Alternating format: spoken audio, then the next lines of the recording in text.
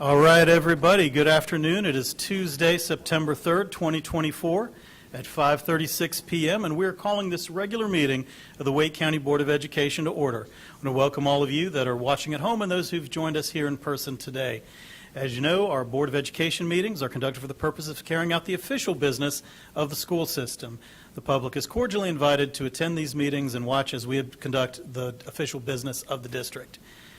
And as we say every meeting, persons who willfully interrupt, disrupt, or cause disturbances at an official meeting may be directed to leave by the presiding officer. Please show respect for your fellow speakers and refrain from loud comments or other disruptions.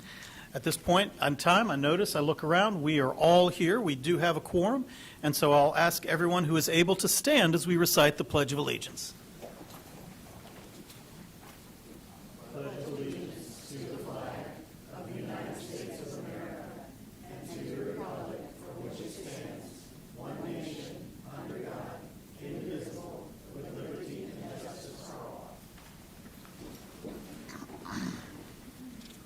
All right, so the first item on our agenda tonight is approval of the meeting agenda.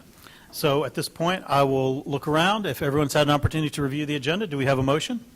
Ms. Mahaffey? So moved. We have a motion for Ms. Mahaffey. Second. Second for Mr. Swanson. All in favor of adopting the agenda as presented, please signify by saying aye. Aye. Any opposed? All right, our agenda has been approved. So starting off tonight, the first item on our agenda is we do have an information item from Academic Achievement. I want to welcome up Mr. Jeremy Tucker to speak to us about Arts and Education Week. Superintendent Taylor, Chair Haggerty, and members of the Board of Education, today we recognize the vital role of arts education in shaping the minds and hearts of our students. In alignment with next week's National Celebration of Arts and Education Week, the Wake County Public School System is proud to present the 2024 Arts and Education Week proclamation. This proclamation underscores our commitment to ensuring that every student has equitable access to the arts, fostering creativity, critical thinking, and cultural awareness across our district. As we seek the approval and reading of this proclamation, we reaffirm our belief that the arts are essential to a well-rounded education, and we celebrate the positive impact that arts education has on our students, schools, and community. Thank you for your support in championing arts education. Thank you, Mr. Tucker. So at this point, we have a proclamation. Would you like to read the proclamation? I'm happy to. All right, thank you. All right. By the Wake County Public Schools Board of Education and Dr. Robert P. Taylor, Superintendent. Whereas all students have the right to an arts education that includes dance, music, theater, and visual arts taught by a certified arts educator in partnership with community providers. And whereas arts education has the power to change students' lives. And whereas arts education helps nurture healthy, inclusive communities where all points of view are respected. And whereas arts education experiences help students understand their own cultural roots and appreciate others' cultural roots and traditions. And whereas arts education supports the social and emotional well-being of students and fosters a more positive and safer school environment. And whereas the Wake County Public School System Strategic Plan is one of the first districts in the state to recognize the importance of arts education as a core subject area. And whereas arts education is part of a well-rounded education for every student as outlined in the Every Student Succeeds Act and in state law, therefore Wake County Public School System pledges to maintain and grow our arts education programs in the 2024-2025 school year and beyond. Thank you, Mr. Tucker. So we have a proclamation before us. You've heard Mr. Tucker's presentation. At this point, I know that a lot of you have spoken about arts in the schools. And before we officially adopt the proclamation, does anyone have any comments or any thoughts they would like to share on our Arts and Education Week?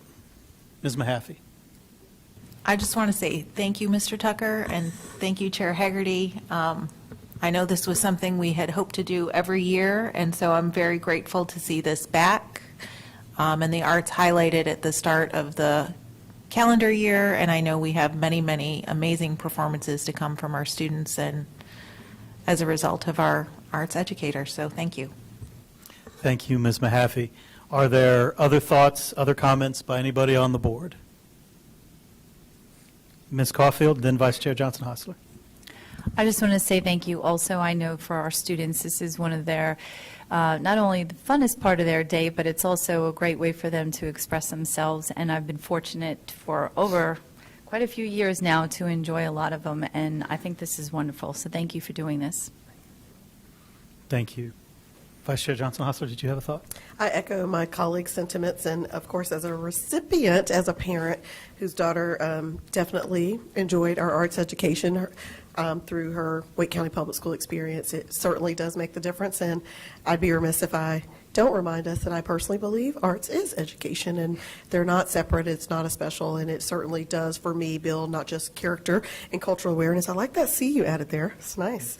But also just a reminder that it is also, it's a benefit to our community, as Ms. Caulfield just stated, that it's an opportunity in every corner of our county where people can experience professional, well-done art by our students. So thank you and all of our arts educators. Thank you, Vice Chair Johnson-Hostler. I just hope everyone appreciates the investment that our district puts into the arts. Not everybody has an arts program that's robust. Not everyone has someone like Mr. Tucker leading the arts program. So we're very grateful. We're thankful for your work. We're just committed to seeing this program continue to grow. And I know that looking around the table, you have our support in that effort. And so with that, Dr. Taylor, I see that you and I have a proclamation here to sign. We'll go ahead and put our John Hancocks on that, hand that off to you, and that will officially open the Arts in Education Week Thank you. on a Tuesday.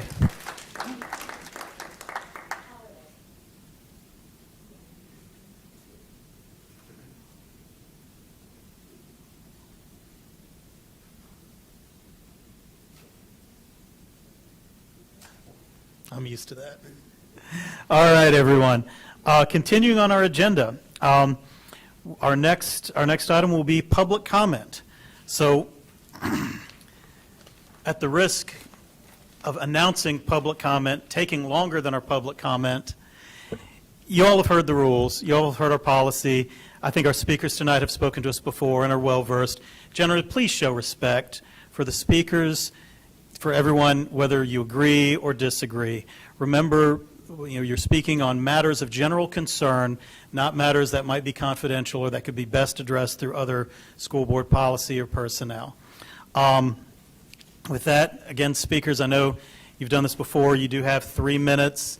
The light will turn yellow. You'll hear an audible tone when you have 1 minute left. And then finally, when the light turns red, your time has expired, and we will call the next speaker or move to the next agenda item. All right, so with that, our first speaker tonight is Mr. Joseph Deaton, and he'll be followed by Jocelyn Peace.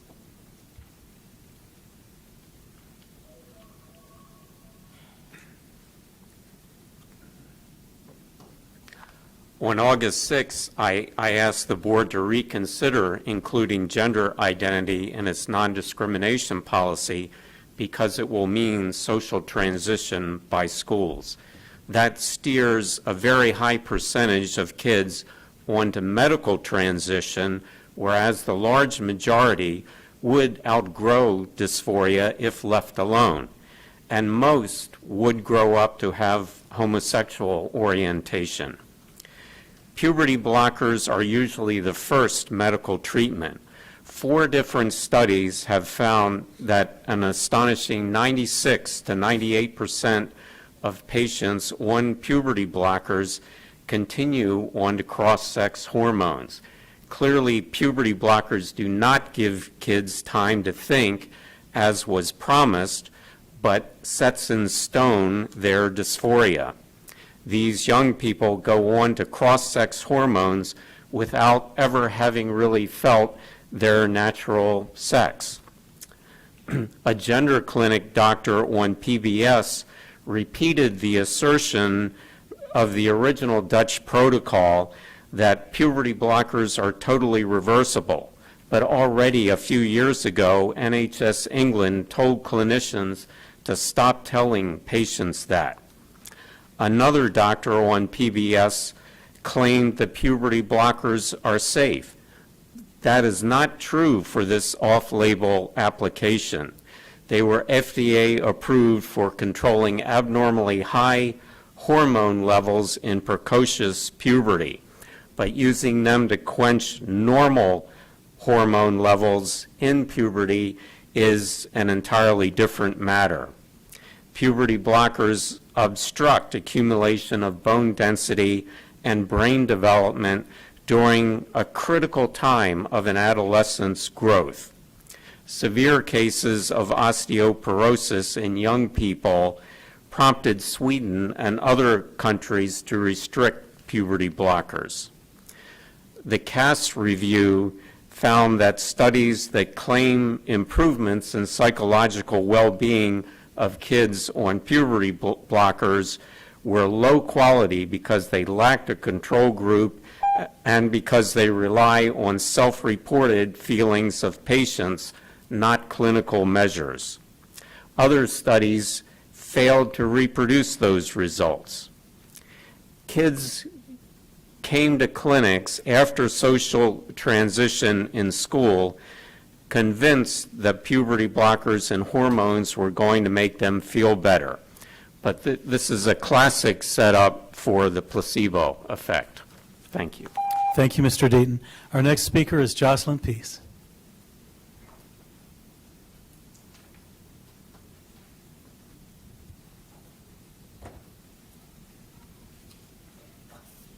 Good evening. Good evening. I'm Jocelyn Peace. The extreme physical and mental risks of using restraint and seclusion on students with disabilities should make establishing guidelines and mandating the collection and analysis of data a priority with the goal of reducing instances and preventing misuse. This data can be used to identify patterns of behavior of staff and students to develop strategies and focus needs for additional training or support or revision of program approaches, IEPs, BIPs, and FBAs. When seclusion and restraint data is valued, analyzed, and reviewed monthly, it shifts the focus to improvement, problem solving, and reducing these risky practices. Since 2009, that's 2009, Wake County has been under a federal mandate to report all instances of restraint and seclusion and analyze the data. Was it done? No. 15 years of ignoring a federal mandate meant to prevent trauma and protect civil rights of children. August 23rd, Wake County agreed in a settlement to notify parents by the end of the school day details of every instance of seclusion and restraint. The board agreed to designate district employees to review each month of data and publish semi-annual reports and present them to the public and an advisory council for feedback. Was all of that done? It should be a permanent policy with accountability.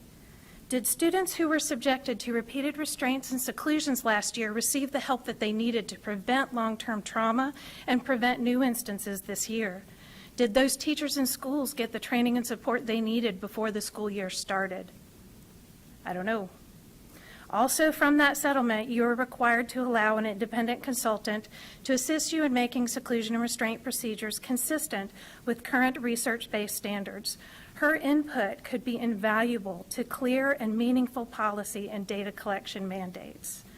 I graduated from Cary High School. My brother had Down syndrome and graduated from Cary Elementary Special Education. I sat on the board of an agency serving him as an adult. I am the parent of a child with a disability. My husband works for y'all. He's a teacher at Wake County. I am invested in this district, the children, the teachers, and the parents. This year, a group of parents from across the state will be advocating about restraint and seclusion. We really want to be able to say that the largest district in the state, our district, is leading the way, rejecting these barbaric, traumatizing, and outdated methods. Create a clear, powerful, and effective policy for 302. We know better. We can and should do better. Thank you. Thank you. And that concludes our public comment period for the evening. Next on our agenda we would go into our superintendent comments and board chair comments. But what I'd like to do is actually entertain a motion to amend the agenda to add a second information item. We'd spoken at our last meeting about getting an update on from the CNS program about angel funds and other developments. Ms. DeLuca is here, has gotten here special just for the meeting, and with your motion, second, and vote, we'll amend the agenda and get that update. Chair, I make a motion, we amend the agenda to include the information from Ms. DeLuca. Second. We have a motion from Ms. Mahaffey, a second from Mr. Swanson. All in favor, please say aye. Aye. Any opposed? All right, Ms. DeLuca, welcome.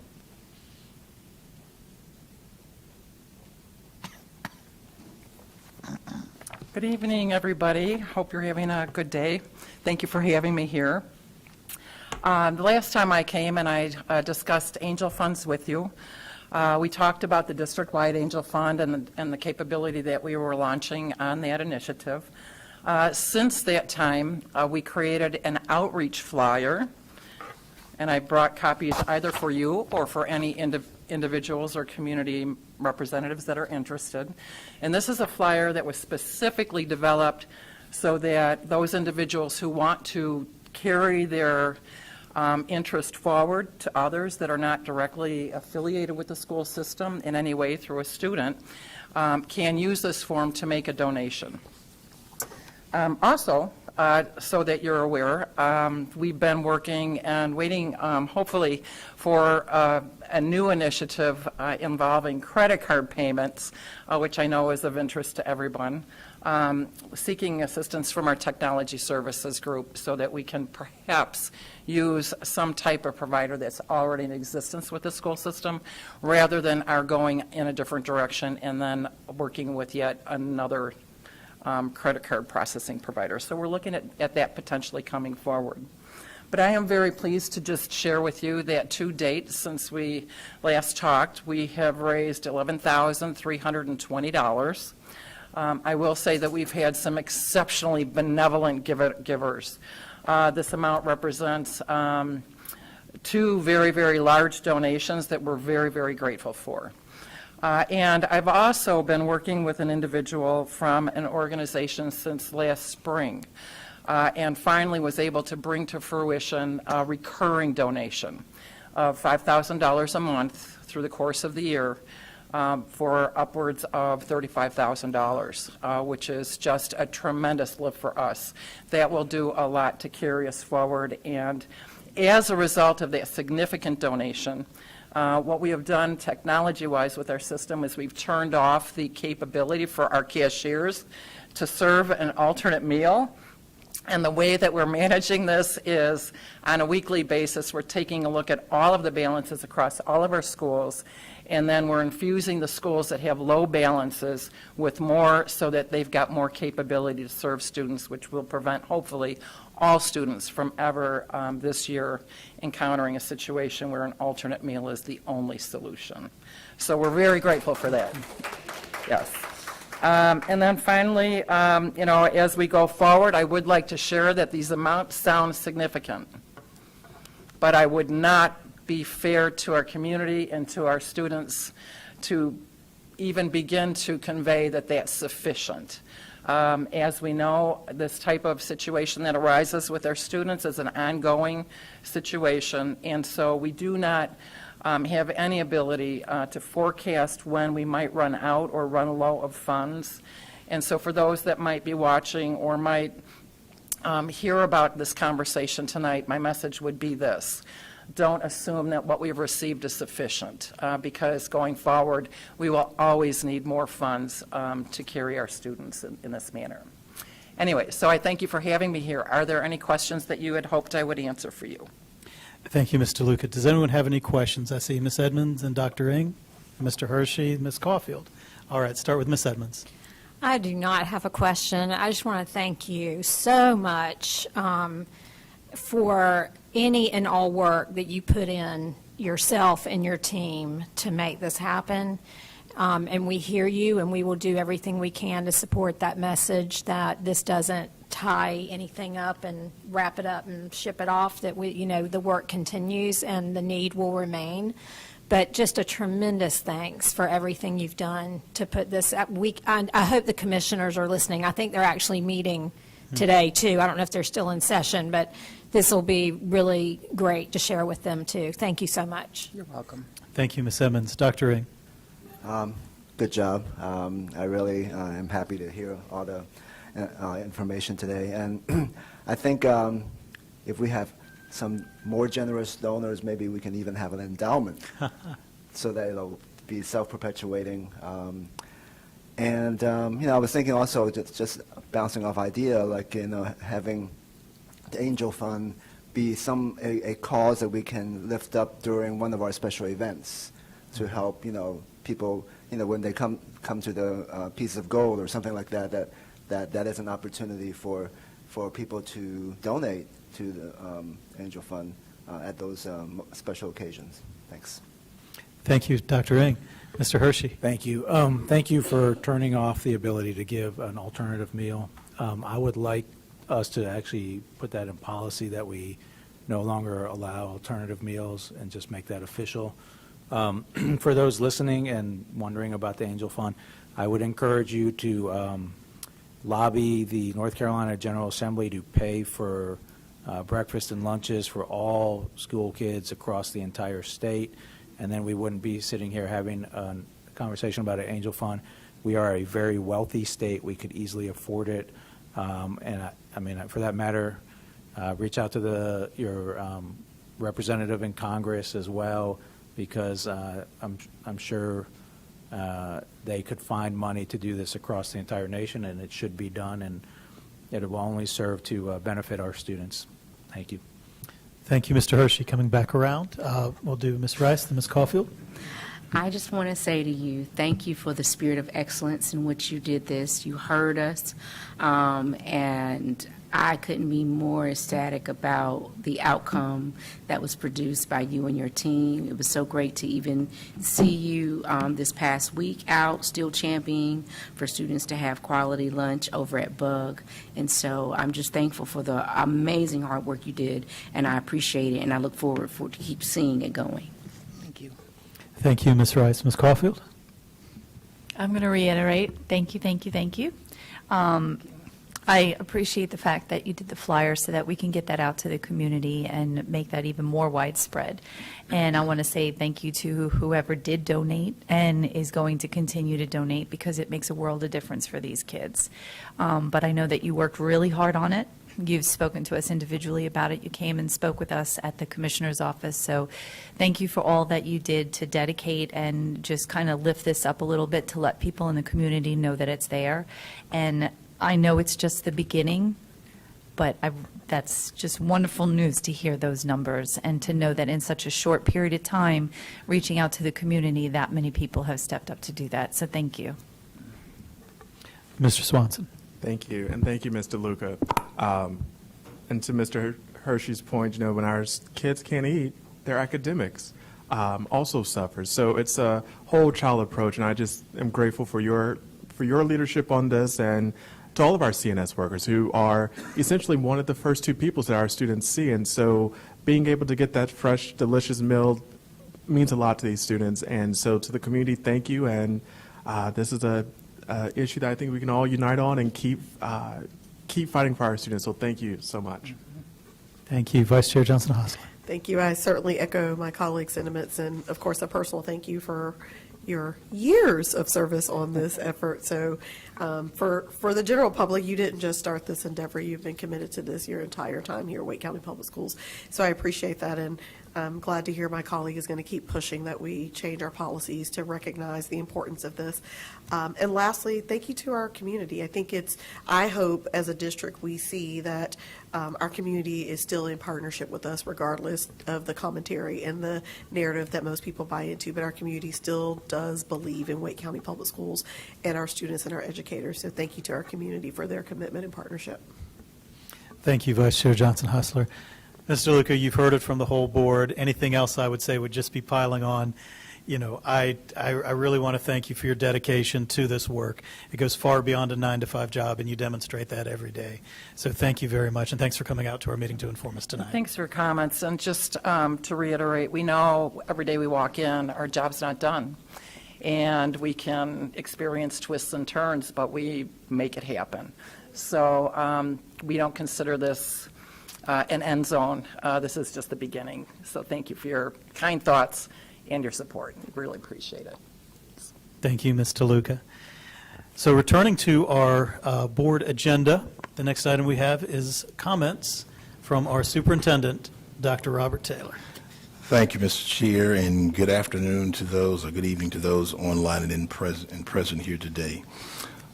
First, I'd like to say congratulations to the finalists for this year's Assistant Principal and Principal of the Year awards, who were announced last week. The Assistant Principal finalists are Sherry Burton of Joyner Magnin Elementary, Molly Miller of Salem Elementary, Melissa Oliver of Austin Ridge Elementary, Sebastian Ship of Millbrook Magnin High, and Lakeisha Smith of Leesville Road Middle. The principal finalists are Melody Brunson of Sycamore Creek Elementary, Shawana Jacobs of Leesville Road High, Jackie Jordan of Enlow Magnin High, Melissa McKinley of Brentwood Magnin Elementary, and Winitra Merritt of Carver Elementary. Finalists were determined, as always, based on the vote of their peers. They will now submit a portfolio and participate in a portfolio review, school observation, and interview, which the superintendent is glad he is not a part of. Based on those criteria, winners will be announced on October the 3rd, and we are fortunate to have exceptional school leaders in each of our schools. These finalists represent the best of the best. You can learn more about each one of our winners by visiting our website for finalists. And again, we'd like to say congratulations to all and best of luck to each one of our administrators. Mr. Chair, because I have comments about school nutrition, I do want to pile on a little bit. You go right ahead. Absolutely. I do want to thank Ms. DeLuca for the work that she's done in the entire school nutrition program. To illustrate to people how important school nutrition is to me, every single time that I visit a school, I make it my business to visit the cafeteria and talk with the staff that are there and let them know how important they are. I do ask them questions about the number of breakfasts and lunches that they serve, and it helps me to help everybody in the school community to know how important those particular staff are to the work that we do in our schools. And so with that, I'm pleased to announce that 3 more of our schools will be able to offer free breakfast and lunch this school year thanks to the Community Eligibility Provision Program. Wendell Elementary, Wendell Middle, and North Garner Middle were added last week to the list of Wake County schools that are eligible for this USDA-funded program. Now, 45 of our schools will offer free breakfast and lunch to all students this school year. 5 more schools offer free breakfast for all students thanks to the locally funded Universal Breakfast Program. Child nutrition is an integral part of our work to realize the goals of our strategic plan, namely to reduce and ultimately eliminate disparities in student outcomes. Well-fed students, as was shared with us by Mr. Swanson, well students have more energy and focus in the classroom, greatly improving their academic performance. And making sure that all students have balanced, nutritious meals, regardless of their socioeconomic status, aligns with our commitment to equity. Find a full list of schools participating in these universal free meal programs at wcpss.net/free meals. If your student does not attend one of these schools and you have not yet applied to see if you are eligible for free or reduced meals, I invite you to visit wcpss.net/free and reduced to be able to apply. Finally, I would like to extend a warm welcome to the 60 teachers from around the globe who are joining us this year as part of the Participate International Teacher Program. These teachers hail from 15 different countries and will be teaching a variety of subjects and grade levels. In total, we now have more than 200 Participate Ambassador teachers representing over 25 countries. These educators bring with them not just expertise in their respective subject areas, but they also, but also the richness of their own cultural experiences. And if you hadn't had an opportunity to engage with these teachers, they do have wonderful lessons and experiences to share with our students. They bridge continents, they open minds, and they create connections that empower our students to navigate an increasingly interconnected world. We've enjoyed a strong partnership participating in national for many years, and I'm pleased to see that is continuing. This is just one of the many ways we're working to diversify our teaching staff, yet another critical factor as we work toward our strategic plan goal. We strive to instill in all of our students a healthy knowledge of and respect for the diverse world they will be entering. I'd like to thank all of our ambassador teachers for sharing their cultural perspectives and broadening our students' horizons. I recently shared a letter on the WCPSS website with our public stating my position on the need for teachers. I would encourage all to read this letter. I also want to take this moment to acknowledge the tremendous threat to public education if we don't properly support our teaching staff, both with compensation and professional development. Locally, our Board of Education and county commissioners have provided the support that informs not only teachers, but every employee of their value to the education of students. As I stated in my letter, I'm grateful for the productive partnerships we enjoy with both the Wake County Board of Commissioners and with lawmakers in the General Assembly. Looking forward, however, it is clear that we must come together, educators and elected officials, to do more for our teachers if we are to sustain a healthy public education system in North Carolina for the long term. Mr. Chair, that concludes my comments. All right. Thank you, Dr. Taylor. So I want to begin my comments by acknowledging the times we are in. It is the silly season. By my count, it's either like 63 or 64 days until we will know the outcome of the 2024 election. And for the first time in a decade, we don't have our entire board up for election, but we do have the majority, 5 of you, around this table that will all be, up for election this year. I know that that can be stressful. I know, we've most of all of us have been through that process before. It can be demand on your time and your energy. So, as someone who is not on the ballot this year, I just want to extend my wishes for all of you for your safe health, for your safe mental health as you take on this task, and that I hope you have the energy and the endurance for these final 60-some days. My only ask is that, I know you all face this stress, is that when you do come to the board and come to this table, that you continue to maintain the professionalism that I think we've all enjoyed and appreciated for the past almost 2 years. Continue to treat each other with civility, with respect, and treat each other as you would like to be treated. I know we have 9 different people with 9 different sets of views and beliefs, 9 different tolerance levels, 9 different personalities, but please just try to show some empathy for your fellow board members and to move ahead together doing the good work that we've all done for students in our district of Wake County this year.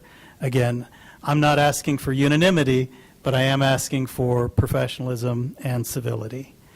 Moving on to the issues, if you all have heard, the number one issue that's been brought up to my attention as we open schools has been the HVAC issue.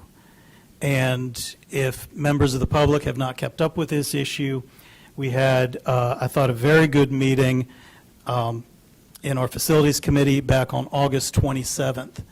We got to hear about the extensive nature of the problem, both in individual equipment, but then in systems and buildings around our district, and the enormity of the task in front of us. This is not something where we can just pick up the phone and fix it and move forward next week. We heard that, and if my numbers are a little bit off, forgive me, but I think between like 45 to $50 million to correct the system's problems that we have in the district. And with our current level of investment in operations, this could take upwards of 14 years. Now think about that. Is this acceptable? If it's not acceptable, what are we going to do to move forward? How do we prioritize this work?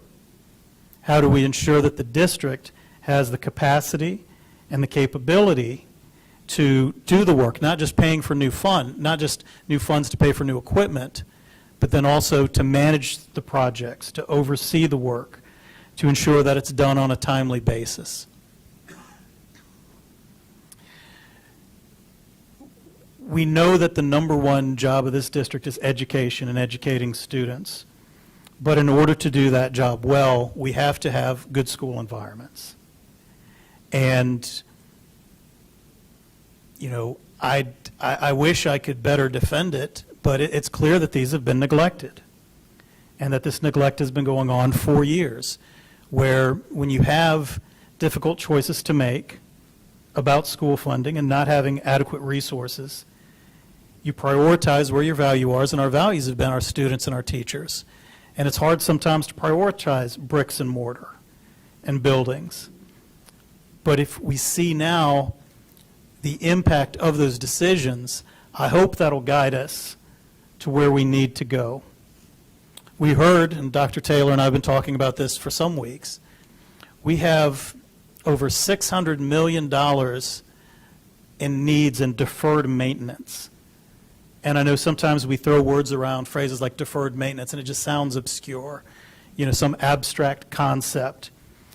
But imagine if you had gone for 2 decades only paying the minimum balance on your credit card, only doing what you could do to get by, and then imagine how that problem compounds itself.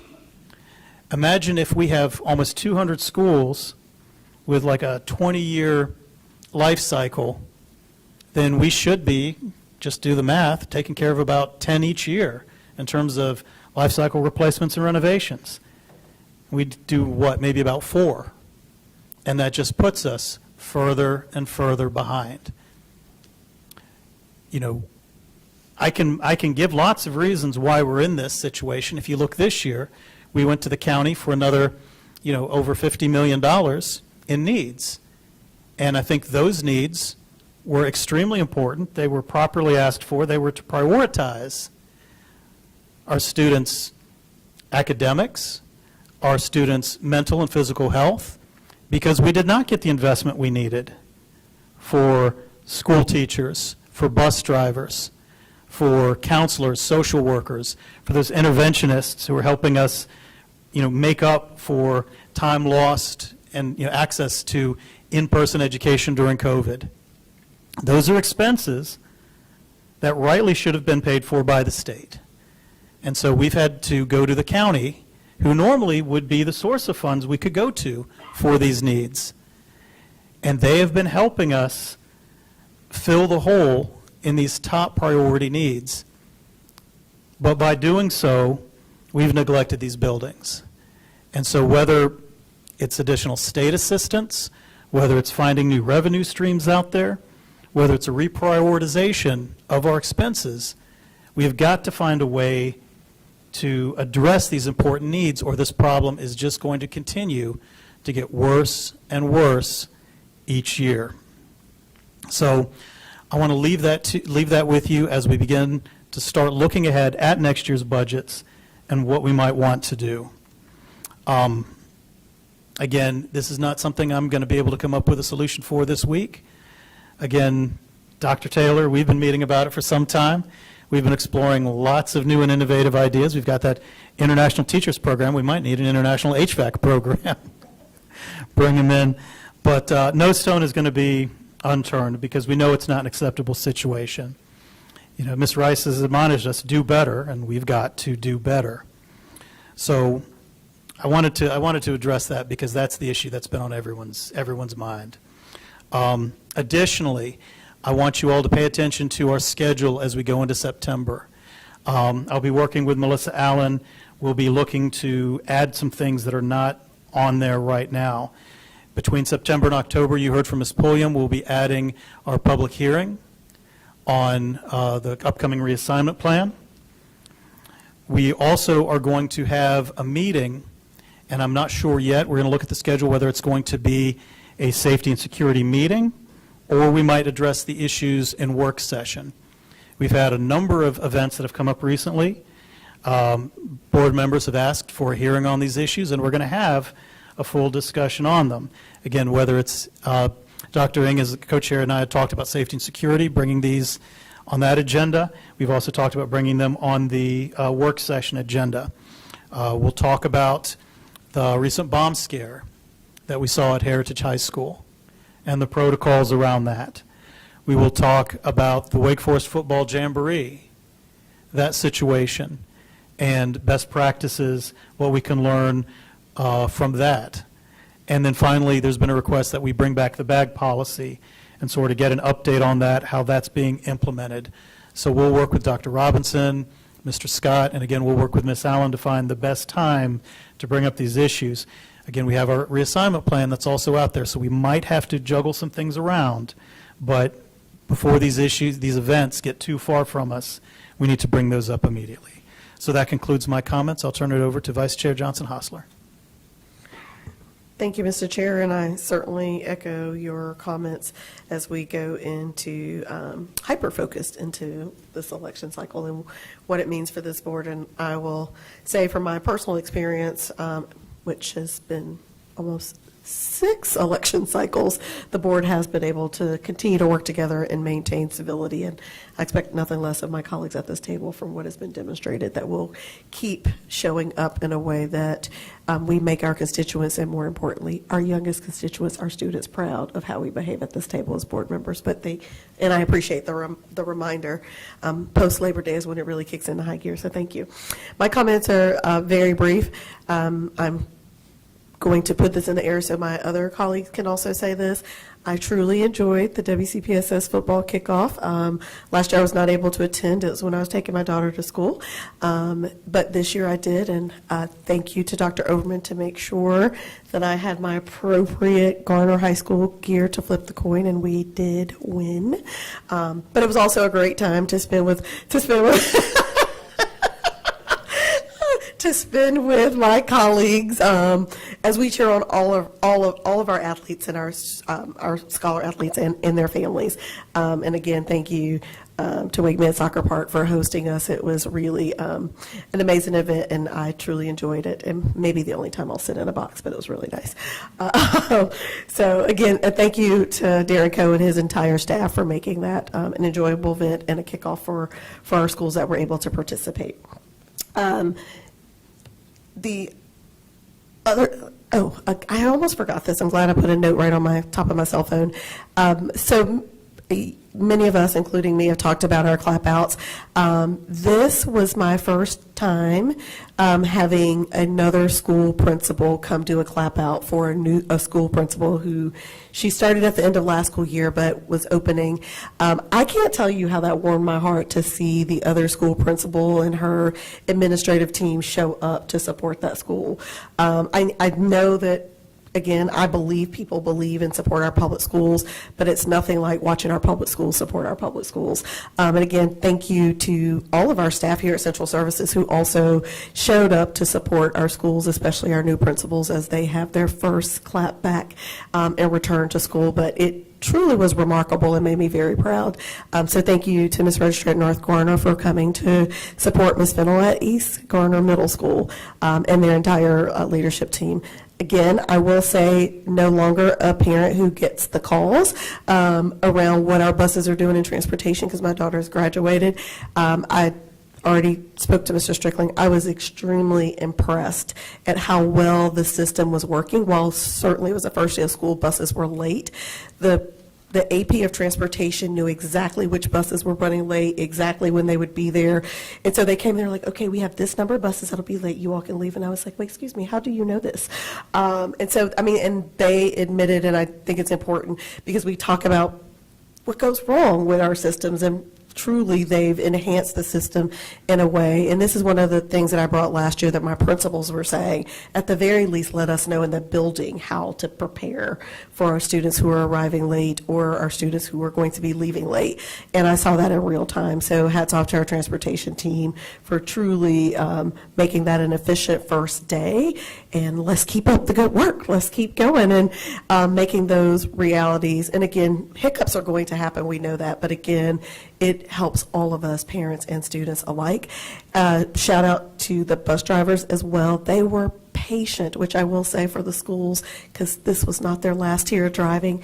Every child who had a change on their bus route, I've never seen this, they had a pad, all buses I saw come in, and kids wrote down what the exact change was, and they patiently waited on each of those students to verify their pickup and drop off. I mean, again, we talk about our bus drivers, but people don't see those things in action, and it's just a reminder to me of the care that the adults who work with our students really take in. I, on the other hand, was like, come on, we got to get a class. I was like, what's taking them so long? Again, I'm nosy, so I went to see. But again, just hats off to the Seamless Way and everyone who showed up. The CNS workers were ready. When I was leaving, they were preparing for students who needed breakfast in their classroom because those buses were late. So I take the time to say that for those of us who don't experience that, I don't experience on a daily basis what's happening in our building, and for that to be the case and be so efficiently well run on the first day. Again, I came on this board, and I will leave this board saying that the first people to touch our children makes the day, makes all the difference in what kind of day they have. And watching a bus driver and CNS be the first people to touch their lives, I guarantee you, makes the difference that a child has that day, because those kind people, those smiles and the care and have a good day came from not their educators who they're going to spend their day with, but those people who make sure that they get what they need at the top of the school day. So welcome back now to all of our WCPSS family, students, and educators. And again, I can't tell you how warm my heart felt after leaving. I also had a lot of fun. They had a great Soul Train line too, but that's for another meeting. Thank you. Thank you, Vice Chair Johnson-Hostler. We'll go around the table. Ms. Mahaffey? Thank you. And although there was no victory on a school in my district, I echo Ms. Johnson-Hostler's comments on the kickoff. Many thanks to Wake Med Soccer Park, Darren Coe, and the town of Cary for that. Welcome to our traditional calendar students. I want to specifically highlight the efforts of Principal Carrie Huffman at Bauckham Elementary School, being consistently communicative with her staff, with her parents and families, letting them know coming into a new building, this is their second time doing this because they were swinging at Woods Creek, that there would be a slight delay. I want to thank the facilities design and construction team, Dr. Taylor, the town of Apex for being ready with that occupancy certificate over the weekend, and area superintendent Enns for keeping me from going over there because I was going to be no help. But many thank yous to Principal Huffman and her team for a smooth start to the school year.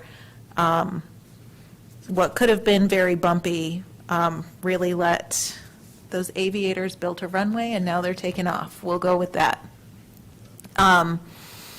Back in our work session, we heard about the 2025-26 enrollment proposal. A lot of this impacts District 8, and so I just want to reiterate what we heard from Ms. Pulliam to go to WCPSS.net/2025 enrollment proposal.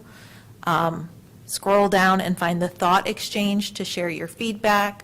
Find the times for the virtual sessions that have to deal with the area that you're going to. And also, if you're so inclined to come to the in-person session or to come and speak at the public hearing when that date gets shared. Your feedback is important and we appreciate it, but we want to make sure that it's getting right now to our student assignment staff because they will be bringing us draft 2 based on some of the feedback that they hear from the community. So thank you. Thank you, Ms. Mahaffey. Ms. Edmonds? Thank you. I just want to share that last week I went with Area Superintendent Mr. Enns over to Swift Creek. There, as I mentioned last board meeting, they moved, we're building them a new school, so that's excellent and exciting news.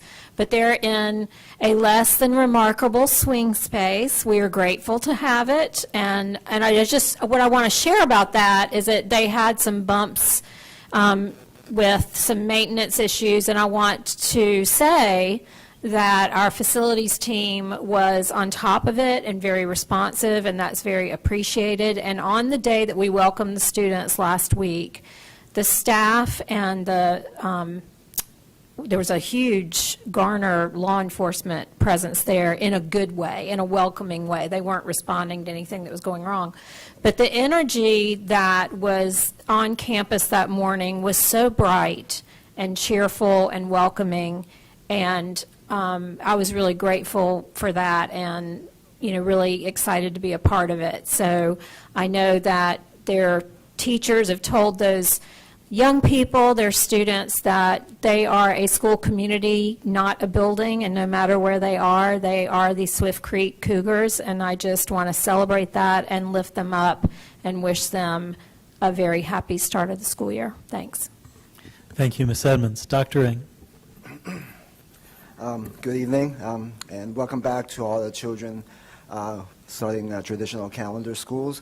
I hope that everyone has had a good summer, but with the Labor Day behind us, basically summer is over. Now it's time to go back to work. That's me. It's your bedside manner there, Doc. So I know that many of you, the weather is a welcome relief today, given what we've had to deal with. As Chairman Haggerty said, there was a bomb scare at Heritage High School last week. The students were properly evacuated from the school, and while the law enforcement did their job to investigate the situation, thankfully they did not find the bomb. However, with the intense heat during the long wait, it was becoming a little unbearable for everyone. And finally, school had to be dismissed at noon. I had several parents reach out to me with their concerns about how the situation was handled, and even Ms. Caulfield was contacted at the scene, at the time it happened, because her son goes to Heritage High School as well as all the neighbors, all her neighbors' children. So it was a lot of questions and uncertainties. We as a board will be looking at this incident from start to finish to see how we can do a better job to react to an emergency like this. And as I told one of the parents, protecting the children from harm means more than just ensuring their safety. It also means that they are taken care of during the chaos. I would like for the board to review the plans for providing for the health and the well-being of the students in any case of emergencies. This should account for all possible environmental scenarios. What if instead of being extremely hot, it was freezing cold? One parent recounted her attempt to get water to her daughter, only to be turned away rudely. I know that there are security protocols to follow, but easing the parents' worries about their children is also a part of what we have to do. As a physician, I am always looking at the things from a health perspective, and in this case, I do believe that the health of the children was at risk. So we have to do a better job. Let the law enforcement folks take care of securing the grounds, and we as a school system need to take care of the health and the well-being of everyone, and that includes the students, the teachers, and the parents. Lastly, our next BAC meeting will be on Monday, September 16th at Wildwood Forest Elementary School at 5:30 p.m. Our topic will be on the school budgeting process. I've invited some of our finance staff to help give an overview of the process from our end. And before we actually present it to the Wake County Commissioners, we will also have Commissioner Don Mile come and give us his perspective of the process on his end, on their end. hopefully people will come away with a better understanding of the partnership we have with the county commissioners and what it takes to fund everything that we do in our school system. So, thank you. Thank you, Dr. Ng. Mr. Hershey? Thank you. Before I joke around a little bit, I want to piggyback on Dr. Ng's comments regarding Heritage.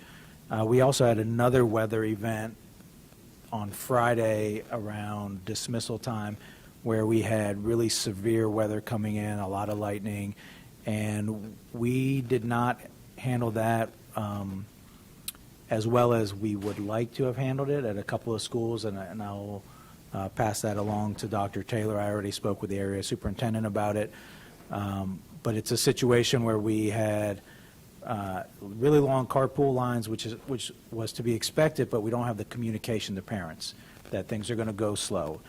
We also had kids out in the weather waiting versus waiting inside the school, which is problematic. And it actually happened, I think, after an email I had sent Dr. Taylor regarding an area where we need to improve, where we do a better job of communicating directly to parents within a particular school. Last year we had the incident at drop-off around Ligon Middle School where there was a gun incident a couple of blocks away from the school, and we had parents in line. We didn't communicate that, hey, it's a code yellow, you can't come in, or don't come to the school. We had another incident at Oberlin where it was a gas leak, but we didn't let parents know, something like that, where it's a gas leak, hey, a message needs to go out within 5 to 10 minutes, and that can be done. We have to practice these things, as Dr. Ng alluded to, and so we had the same situation on Friday, and whether it's a process, whether it's technology, whatever the case is, we have to become efficient at our schools communicating directly to parents in those situations in a more timely manner. And that'll help parents a lot, because we do hear from them, and unfortunately, whenever something goes wrong, they think the worst case because of guns. And so we've had incidents where it hasn't been that, and we still haven't communicated quickly enough, or quickly at all. So I just want to piggyback on those comments and raise that point. Now to a little bit of a lighter topic.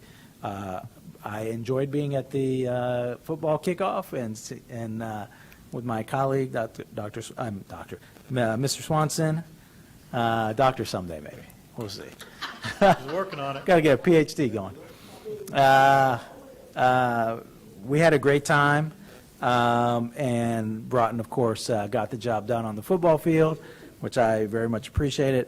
And while it is campaign season and we're going to be nice to each other, I mean, we can talk a little bit, and hopefully District 6 will be pulling home some, with Principal McKinley and Assistant Principal Burton, some Principal of the Year, Assistant Principal of the Year, and if they do, I might talk about it a little bit at the board table and celebrate District 6, because District 6 is amazing. And that concludes my comments. Thank you. Thank you, Mr. Hershey. We'll come back over here to Ms. Rice. Good evening, everyone. No video today. I was a little late. All right. District 4 is on fire with admins, academics, and athletes. I want to celebrate Principal Jackie Jordan as the 2024 Principal of the Year finalist. Con Magna Elementary School was named STEM School of Distinction, and I was able to support and be really excited about doing the football coin toss at the Southside Classic between Enloe and Southeast Raleigh High School. It was a great evening to see community support these schools. I want to say thank you to all of the Wake County Public School staff for their hard work with the full opening of the 24-25 school year. You are invaluable and greatly appreciated. I continue to see the expansion of excellence on the horizon. It is Sickle Cell Awareness Month. In the United States, an estimate of 100,000 people have sickle cell disease and 20 million worldwide. More than 90% of people with sickle cell disease are non-Hispanic, Black, or African American, and 3 to 9% of Hispanic or Latino. About 1 in 13 Black babies are born with sickle cell trait, and 1 in 365 Black babies are born with sickle cell disease. Their life expectancy, people with sickle cell disease in the United States have an estimated life expectancy that is more than 20 years shorter than the average. Sickle cell disease is the most common inherited red blood cell disorder in the United States. It causes the body to produce abnormal hemoglobin, which can lead to a number of complications, including chronic pain, infection, lung damage, blindness, kidney disease, and a stroke. I want to thank Commissioner Waters for reading a proclamation today with the support of our state sickle cell agency and our local Wake County Sickle Cell Support Group. Your 8 dimensions of wellness focus today is emotional wellness. Practice gentle, safe acceptance and routine care. Acknowledge that living with a chronic illness can be challenging, and it's okay to have days when you don't feel your best. Be kind to yourself by recognizing your strengths and celebrating small victories, whether it's making it through a tough day or taking time to rest when needed. Establish a routine that includes regular check-ins with your body and mind. This could mean setting aside some time each day for relaxation techniques like deep breathing, meditation, or journaling to process emotions. Also ensure to have a support system, whether it's a friend, family, or a trusted colleague, to talk to when things seem overwhelming. By accepting your situation with compassion and maintaining a consistent self-care routine, you can better manage the emotional ups and downs that come with chronic illness, fostering resilience and a positive outlook so that you can have a positive and productive day. Rice. Well, next we'll hear from Ms. Caulfield. Thank you. Tonight I wanted to repeat some of the upcoming events that are coming to District 1. Reminder that District 1 Board Advisory Committee is on September 23rd, where we'll have Dr. Taylor with us to recap last year and talk about our year ahead. In Wake Forest, the town of Wake Forest will hold their second annual Mental Wellness Fair at the Wake Forest Renaissance Center on September 28th from 1 to 4, I think. And then Wendell will have their annual Wendell Whole Health Resource and Family Fun Day. That's a mouthful. On Saturday, September 21st, between 10 and 2 at the Wendell Community Center. The next time we meet will be Constitution Day and Citizenship Day. And there is a law that came out on December 8th, 2004, which requires schools to hold an educational program on the United States Constitution of September 17th each year. They can do this through many different ways, writing a paper, an essay, playing a game like Jeopardy, which I thought would be kind of fun, reciting our Constitution, any way that our schools can get creative. I hope they have fun and an educational exercise to celebrate this day. Thank you, Chair Haggerty, for your comments pertaining to the recent chain of events and just safety overall. That is important all throughout our district. I look forward to having a robust conversation around this topic, and I appreciate that you brought it up and let our parents know that we did hear them and that we will be discussing it and taking it very seriously. I won't rehash all the comments that were made. I agree with everything that was said, and I appreciate the conversation. But to our community, I would like to say that the safety of our students and staff is very important to us, and we do appreciate hearing from you. It gives us perspective, and it helps us grow. And I heard the community say before many times that they don't feel like people are hearing them, that we're not hearing them. So I want them to know, and I hope that this offers you some assurance to know that you have been heard, and we will push this topic until we have a good fluid system in place. I agree with the communication challenges, and this, I hope, will be part of our discussion. I know our schedules are very busy, but I hope that we can fit it in soon, seeing it as the beginning of the school year, and we can continue with a good, solid, and safe procedure going forward. I'd like to welcome back all of the traditional students and wish our family and teachers a great year ahead. Thank you, Ms. Caulfield. Mr. Swanson. Thank you, Chair Hegarty. And thank you, Mr. Hershey, for reminding us about the great event. You know, it was really fun. I will say that although Broughton beat us, I did have a lovely Cary High School jersey that looked well. I'm not going to play football, though, but it did look really well. So thank you to the Cary High football team for allowing Dr. Sexton to temporarily wear your jerseys. And thank you to Mr. Cole for the great work that you do to highlight our sport. So thank you, Ms. Johnson-Hauser, for that reminder, because it was not on my list.